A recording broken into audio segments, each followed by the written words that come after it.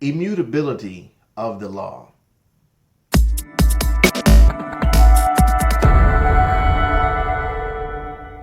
Hi everyone, Antonio Thornton. Welcome to another episode of 365 Science of Mind. Today is March 14th, day number 73. And today's lesson is immutability of the law.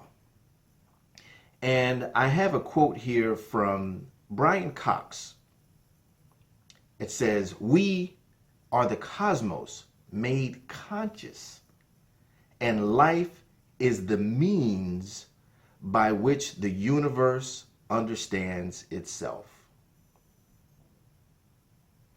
And let's go ahead and jump on into the text of the lesson here.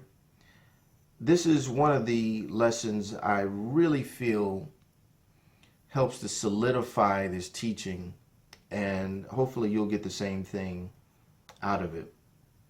Let's start with this first sentence and see how it resonates with you.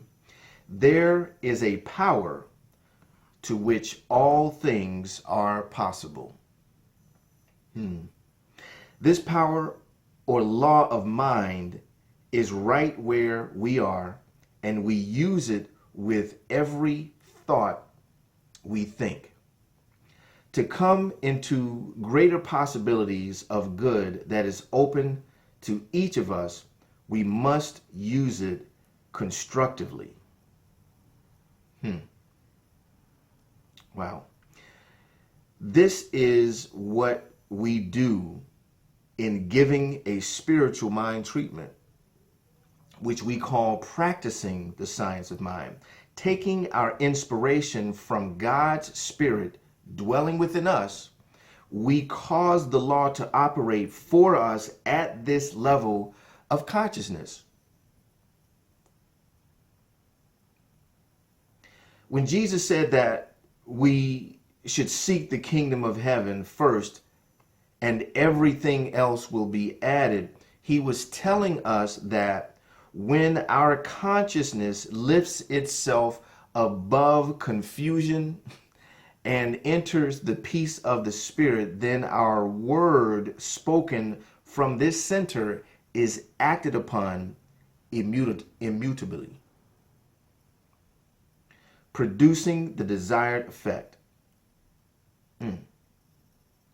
We are not making the prayer work or using spiritual mind treatment to force things to happen any more than we will be compelling a reflection of our likeness to be cast from a mirror when we stand in front of it. Such reflection is automatic. It is certain to look exactly like the image. In just a manner, our thought reflects into a creative medium that returns its image. So let me pull out a few things that really resonate here. The first sentence, there is a power to which all things are possible. There is a power to which all things are possible. All things. Not some things, not good things or bad things, right or wrong things, all things. And that immutability, that inflexibility, that consistency, that reliability of the law creates a sense of peace, a sense of comfort in knowing that our job is, as the text says here, elevate our minds above confusion, above fear, above worry, above anything other than love. And when we do that, we come into a peace in which God's Spirit dwelling within us operates on a conscious and or physical level to bring manifest what we are in alignment with.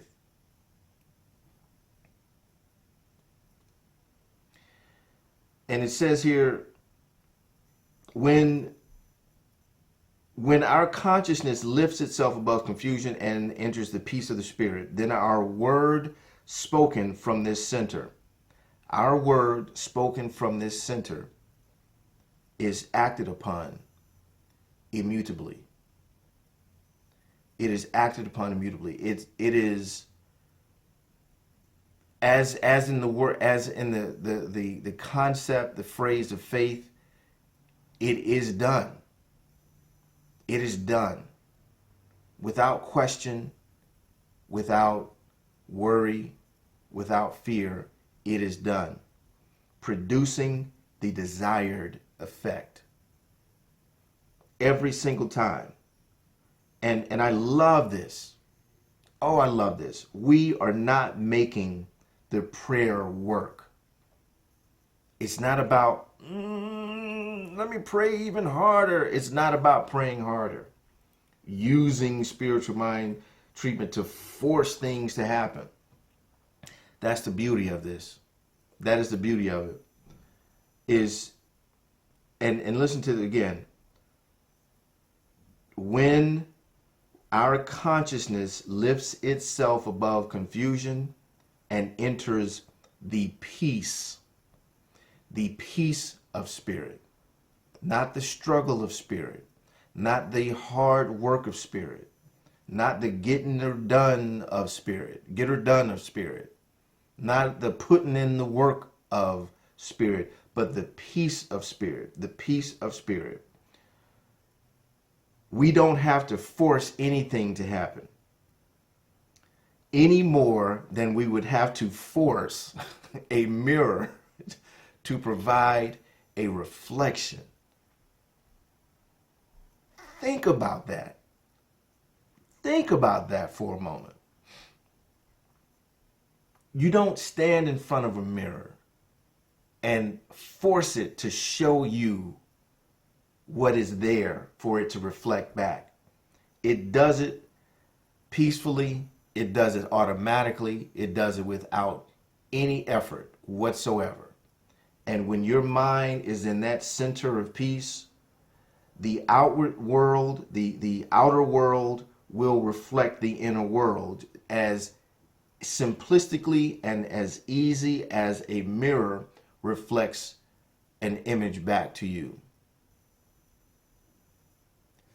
That, my friends, I tell you, is a wonderful, wonderful spirit, wonderful place, wonderful concept, a wonderful philosophy, a wonderful place to live from, is that level of peace in knowing that my mind releasing any fear, any doubt, any worry, any confusion, and entering into a place of solace, a place of peace, a place of knowing the outer world has to reflect with ease back what I am putting out.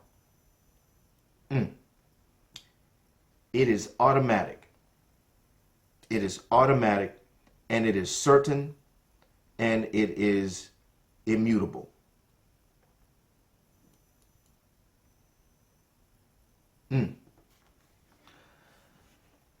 A great practical application of this is to, as much as humanly possible, in your affirmations, in manifesting what it is you desire, is have a knowing, is having a knowing that it is so.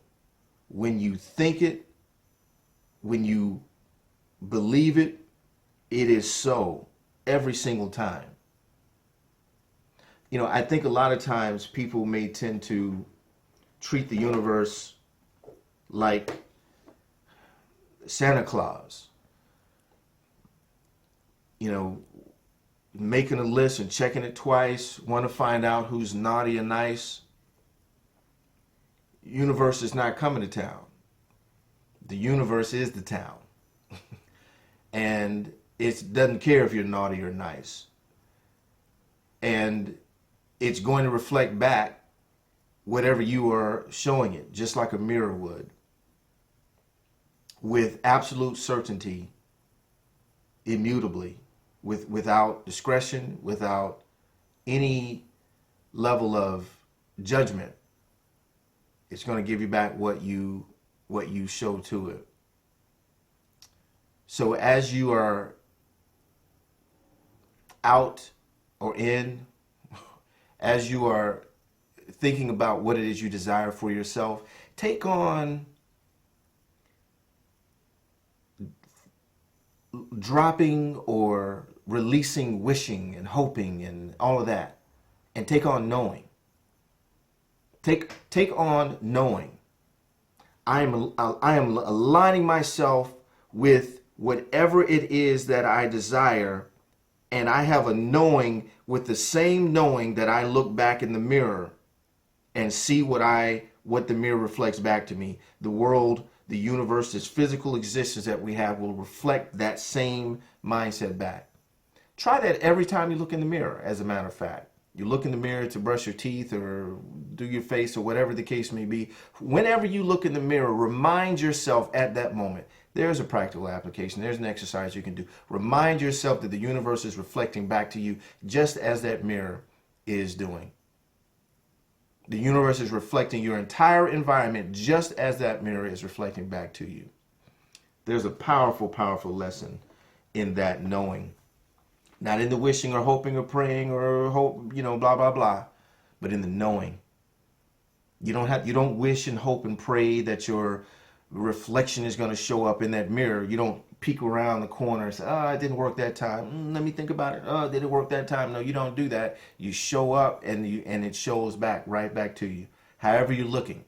It might be early in the morning and you're looking cross-eyed with stuff coming out your eyes and your hair all over your head. But that's exactly what the mirror is showing you back. So what are you presenting to the mirror of the universe to reflect back to you? And as you think about that, let's go ahead and transition into our contemplative state of our meditation and affirmation portion of today's lesson. I'm going to take a deep breath in and hold it for just a moment and let it out. I do that to just calm myself down, to calm my mind down, as a trigger to say, open to whatever energies are there for me. And I'll invite you to do the same. I'll say this affirmation in first person for myself, and you can always feel to take on whatever you feel is there for you. So as I take a deep breath in, join me and hold it for just a moment and just release it.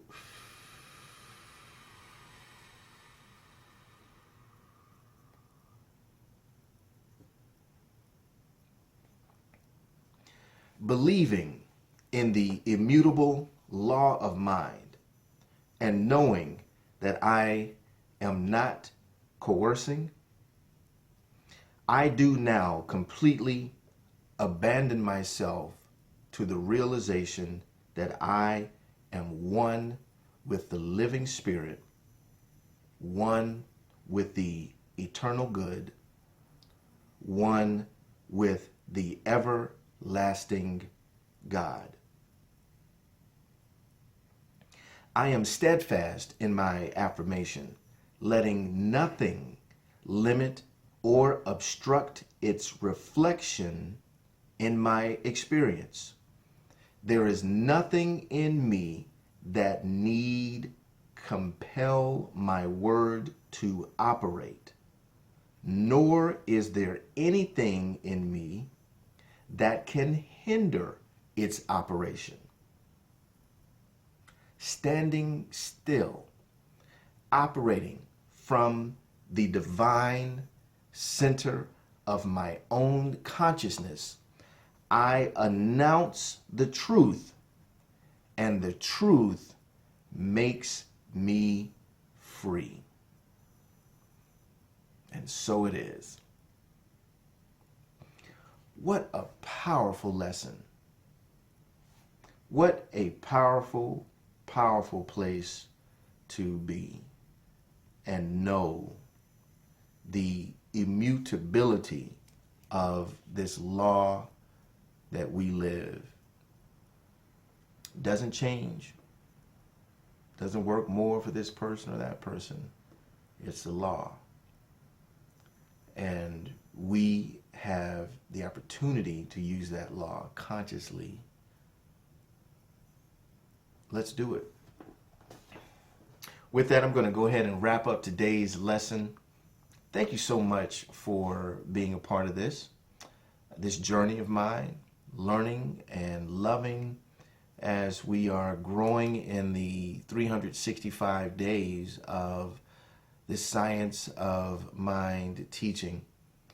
As always, I do ask that you like, share, and comment, and let me know how I'm doing. That keeps me inspired and lets me know I'm on the right track. I appreciate you as always, and I look forward to seeing you tomorrow. Take care.